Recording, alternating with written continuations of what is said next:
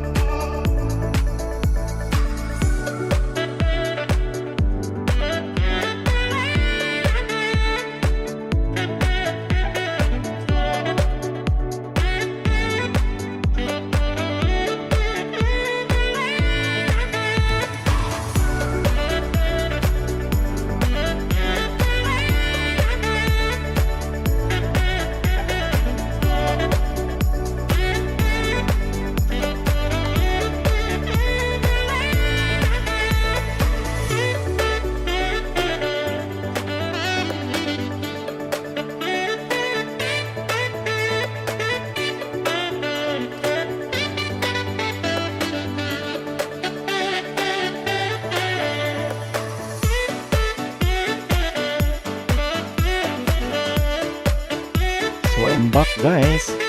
So ayun no, natapos na po natin. Ngayon is we need to remove the old battery and at this point kailangan mong mag-ingat dahil masyado pong delikado. Huwag kang gumamit ng kahit na anong metal para pagbaklas ng yung battery. Gumamit ka ng barbecue stick or kung anong merong wooden object na meron ka. Masyado pong madikit yung ginamit na adhesive ni Huawei sa old battery kaya idahan-dahan mo lang hanggang sa makuha mo o mabaklas mo yung battery. Huwag mong madaliin mga kaibigan. Just slowly but surely.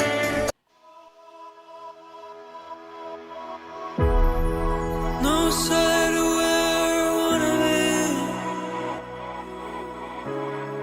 Is it standing right in front of me? Will anyone out there remember me for the good I've done? Not for my enemies.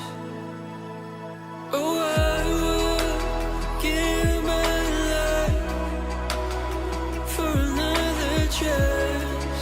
Alright, so To make things nakuha natin ang ating battery mga kaibigan. Grabe, sobrang tagal. Ang hirap. So now, kailangan po nating ilagay yung ating bagong battery na nabili sa Lazada. So ayan na po yung package na nabili po natin na battery galing po ni Lazada. So i-unbox na po natin. And 1, at 2, at 3, let's go.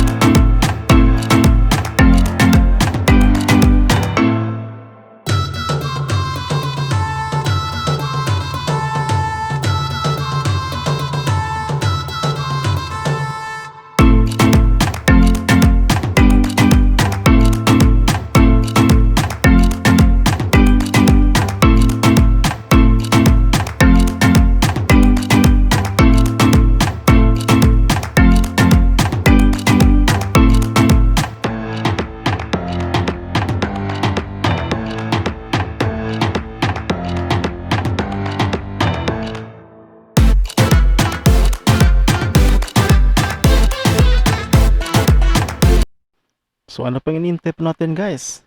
I-install na po natin ang ating bagong nabiling battery galing ni Lazada at ma-check po natin kung hindi ba tayo na scam ni Lazada.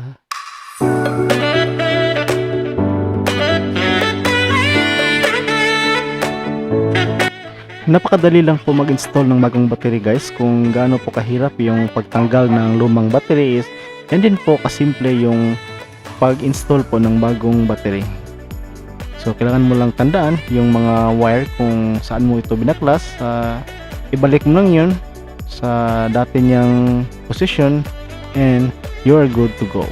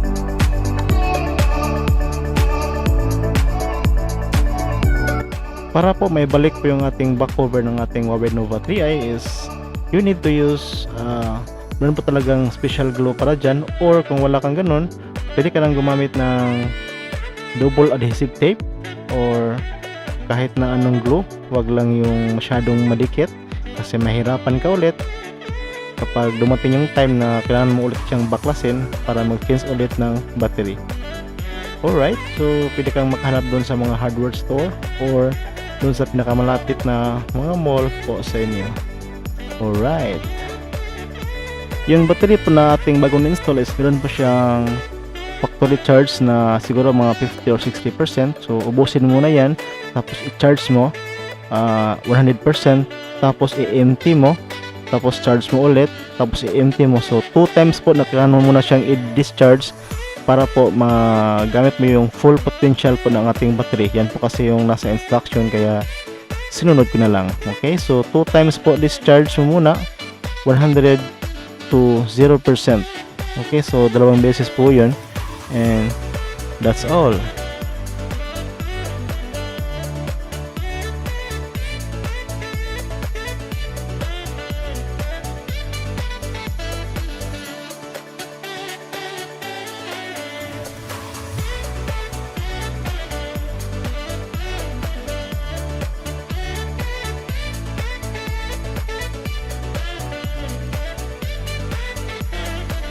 So ayun guys, after 2 weeks of using this battery, okay naman siya, but For the price na only 400, do not expect a lot from this battery. Although OEM naman siya, so mas okay pa din yung talagang original na galing po ng Huawei shop.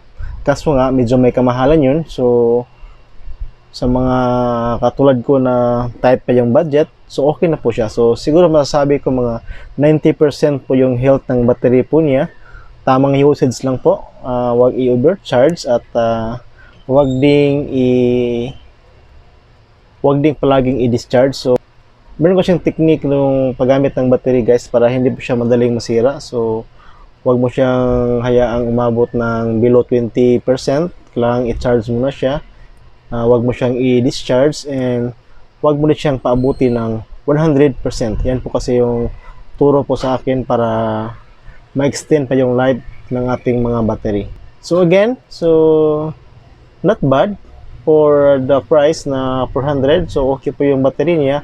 Kaso nga lang kung gusto mo yung mas 100% na more efficient yung battery ng Huawei nyo is doon kayo bumili sa mga shop na may mga original po na battery po doon. So hanggang dito na lang po and thank you for watching and my name is Nulsi and God bless you all guys. Keep safe and see you in my next video.